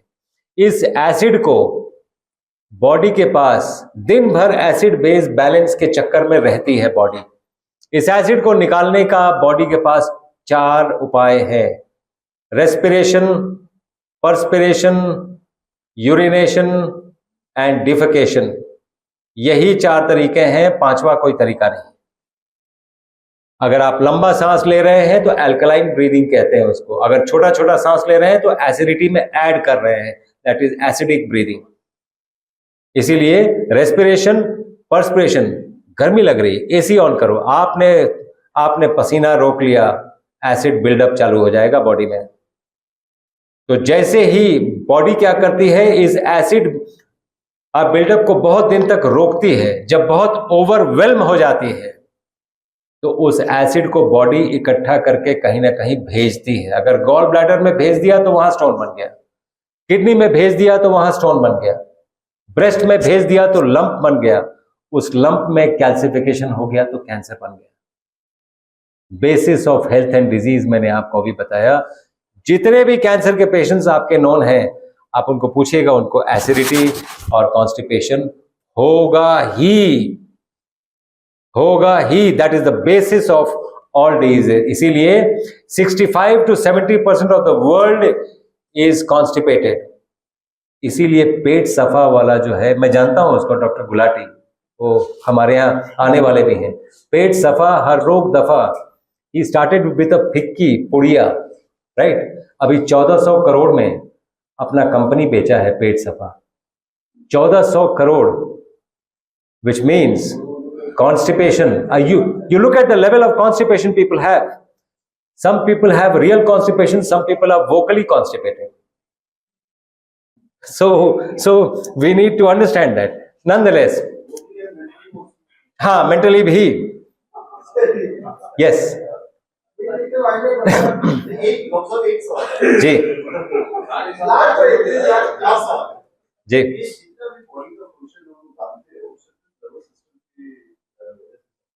जी। वेल ये जो कैटेगराइजेशन है सर, जो आपने कैटेगराइजेशन किया है, बॉडी ऐसे कैटेगराइज नहीं करती है, लेकिन हाँ मॉडर्न मेडिसिन ने इसको समझने के हिसाब से कैटेगराइज किया है। ये इंटरचेंजेबल है सर, बाय द वे। हम, भारत एक योग का देश है, तो हमें जो भी बात करना चाहिए योग के दायरे में बात करना चाहिए। ये इंटरचेंजेबल है। ये वेस्ट के लिए ये कॉन्सेप्ट हो सकता है कि ये ऑटोनॉमिक नर्वस सिस्टम है, ये आपके कंट्रोल में नहीं है, इसी को कंट्रोल में लाने को योग कहते हैं। आप जब चाहें तब हार्ट बीट हो, जब चाहें तब हार्ट बीट रोक सके, ये योगी कर पाते हैं सर। तो ये जो आप जो डिफरेंशिएशन बोल रहे हैं, फर्स्ट तो ये भारत में एग्जिस्ट नहीं करता है एज फार एज योग इज कंसर्न, लेकिन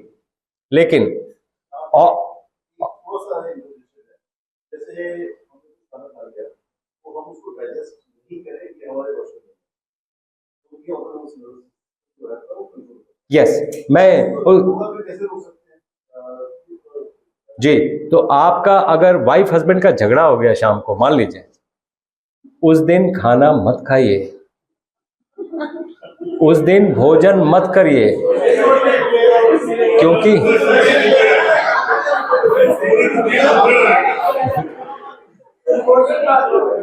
मैं आपको इसलिए बोल रहा हूं कि इसमें interplay of sympathetic and parasympathetic आ जाता है, उसी को आप ऑटोनोमस नर्वस सिस्टम बोल रहे हैं। पूरा का पूरा parasympathetic nervous system rest and digest system है, और वो वेगस नर्व पे चलता है। Vagus nerve is the only nerve जो पूरा का पूरा पैरासिम्पैथेटिक सिस्टम को चलाती है। इसीलिए वेगल स्टिमुलेशन जब भी आप करेंगे, आपका वेल बीइंग में आप आइए रहेंगे। और स्ट्रेस वाली स्थिति जो है, आप अगर स्ट्रेस में, और स्ट्रेस कोई बुरी बात नहीं है, स्ट्रेस होना ही चाहिए। लाइफ में स्ट्रेस ना हो तो वो लाइफ नहीं है, होना ही चाहिए stress, but yes you should know how to counter that stress. तो काउंटर करने के लिए सिंपैथेटिक एंड पैरासिम्पैथेटिक सिस्टम है। पैरासिम्पैथेटिक को आप एक्टिवेट कैसे कर सकते हैं? अगर आप झगड़े में आ गए, जैसे वाइफ से झगड़ा हो गया, तो पूरा का पूरा स्ट्रेस सिस्टम एक्टिवेट हो जाता है। उस समय का खाया हुआ खाना जहर का काम करता है सर। जितने आपके टॉक्सिन बिल्डअप है, जब मैं आपको ऑफर करता हूं तो आपके पास डिस्कशन होता है, डिस्कशन ये रहता है कि इसको मैं लूंगा या नहीं लूंगा। लेकिन जब आप एक बार ले लेते हैं तो आपका डिस्कशन पावर जो खत्म हो जाता है, वो बॉडी उसको ऑटोमेटिकली डाइजेस्ट कर लेती है। तो आपके सेंट्रल नर्वस सिस्टम पे कंट्रोल में नहीं रहता, तो आपको ऑटोनोमस फिजिकल साइंस में एक्सप्लेन करता है, ऑटोनोमस नर्वस सिस्टम में एक्सप्लेन करता है। तो इस पे आपको क्या है, कैसे उसको डाइजेस्ट बॉडी ऑटोमेटिकली कैसे करती है, इसको हम इस ज्ञान से समझ नहीं सकते। जो हमारा सेंट्रल नर्वस सिस्टम है, जो ज्ञान का सोर्स है, जिसमें सारा इनपुट आपने बातें आपने नहीं है, योगा की या मेडिकल साइंस की या जो भी है, ये आपके सेंट्रल नर्वस सिस्टम में जो ब्रेन है, ब्रेन के हिसाब से आपने इसको स्टोर किया है, उसके इनपुट को प्रोसेस करके आप ये बता रहे हैं। लेकिन जो चीजें बॉडी समझ नहीं पा रही, जो आपका सेंट्रल नर्वस सिस्टम ही नहीं समझ पा रहा है, लेकिन बॉडी वो कर रही है। जैसे फॉर एग्जाम्पल, मुझे लगता है कि मैं बहुत स्वस्थ हूँ, अचानक बॉडी खत्म हो जाती है, अचानक पता नहीं रहता कि आज बॉडी खत्म होने वाली है, बॉडी में काम कर रहा होता है, मृत्यु प्राप्त हो जाता है, तो उसको पता नहीं है। कहने मतलब ऑटोनोमस नर्वस सिस्टम हमेशा काम कर रहा होता है, बॉडी काम कर रही होती है, लेकिन बॉडी जो हमारा ज्ञान है वो काम नहीं कर रहा होता है। तो इसके बारे में आप बताइए। वेल, ये बहुत डीप क्वेश्चन है आपका, but anyway we will definitely answer it sir. जो आप सोच रहे हैं कि बॉडी को नहीं पता है, ऐसा कुछ नहीं है जो बॉडी को नहीं पता है। बॉडी को पता है, लेकिन आपको पता नहीं है कि बॉडी को पता है। हाँ, तो central nervous system is a vehicle. Where is the mind? The mind is not in the mind. The mind is in consciousness. The vehicle through which you are experiencing it is the brain and spinal cord. These are the vehicles, right? तो ये vehicle में only memory रहता है, और intelligence जो है मन, बुद्धि, अहंकार, चित्त, मन, बुद्धि, अहंकार, ये आपके vehicle के beyond रहते हैं। चित्त जो मेमोरी है, that is stored inside this body knows कि ये चीज मेमोरी में है, तो ये चीज वो निकाल सकते हैं।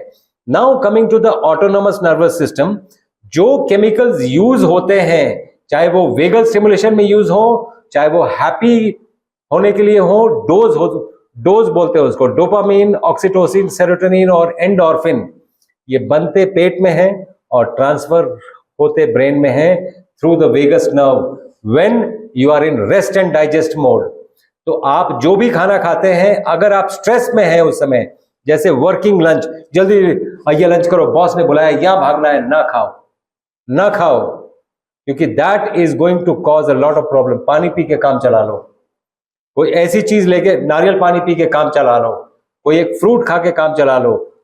कुक्ड फूड ये बॉडी के लिए प्रॉब्लम है। अगर आप कुक्ड फूड ही खाना है, उस समय अवॉइड करें जब आप स्ट्रेस में हो, because that is going to cause a lot of toxins to the body.